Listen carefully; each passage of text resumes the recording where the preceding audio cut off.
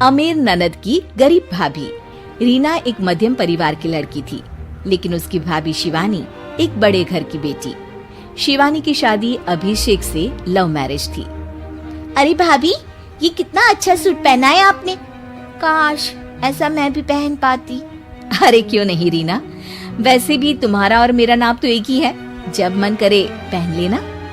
भाभी, आपको आपके पापा ने कितने अच्छे कपड़े गहने दिए हैं।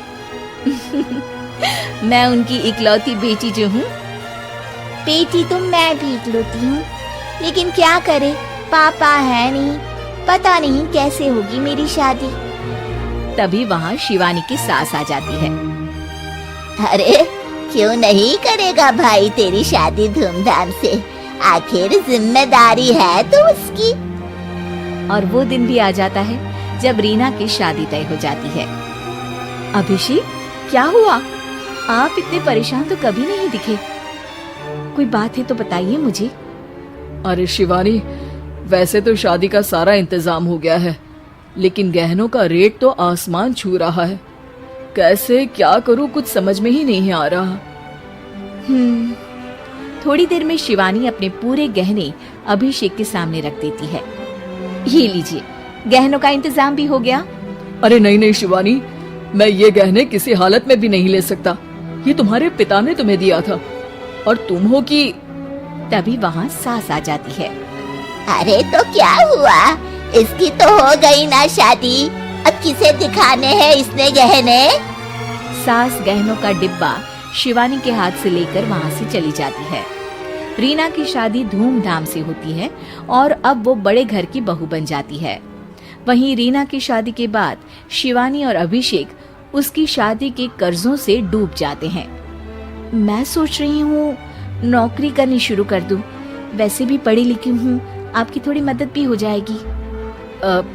वैसे शिवानी, कुछ दिन कर लो तो अच्छा ही होगा, क्योंकि जरूरत भी है। अब शिवानी भी नौकरी करने लगती है और घर खर्चे में अभिषेक का हाथ बटाती है। एक दिन शिवानी, रीना का फोन आया था, कह रही थी कि आने वाले त्योहार में उसके ससुराल जाना है। ठीक है माँ।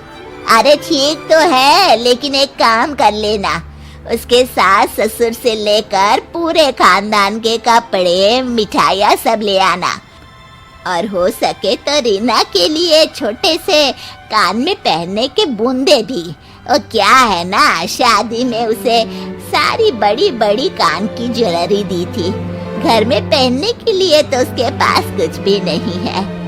शिवानी सोच में पड़ जाती है कि वो क्या करे, क्योंकि कर्जों और घर के खर्चों के बाद तो पैसे बचते ही नहीं थे। शिवानी फिर अपने पिता को फोन करती है और उनसे पैसे मांगती है। देखो शिवानी, मैंने तुम्हें शादी के वक्त ही मना किया था कि ऐसे घर में शादी करनी ही नहीं चाहिए।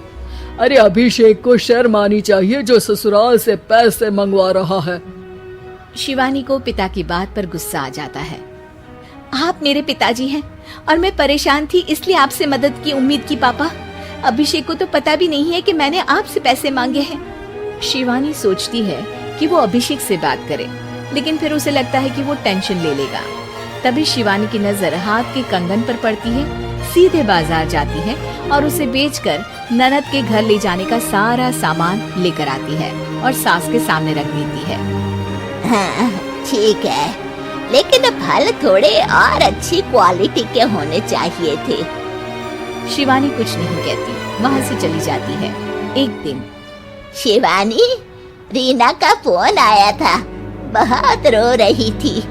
क्यों माँ, क्या हुआ? सब ठीक तो है ना उसके ससुराल में? अरे तूने तो उसकी नाक ही कटवा दी। अब मैंने क्या कर दिया माँ?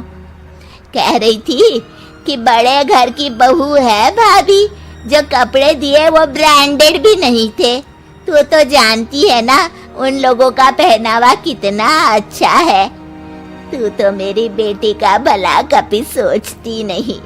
हाय भगवान, अरे बड़े घर की बहू है, इसी बात की जलन है ना तुझे, लेकिन याद रख मेरी बेटी का सोचने के लिए भगवान है, तुम लोग कभी उसका बुरा नहीं कर पाओगे। अब शिवानी के मन में सवाल था कि क्या ईश्वर सिर्फ रीना के साथ है, उसके साथ नहीं। लेकिन उसे सुकून था कि वो अभिषेक के साथ उसकी जिम्मेदारियों को निभाने में बराबरी की हकदार है।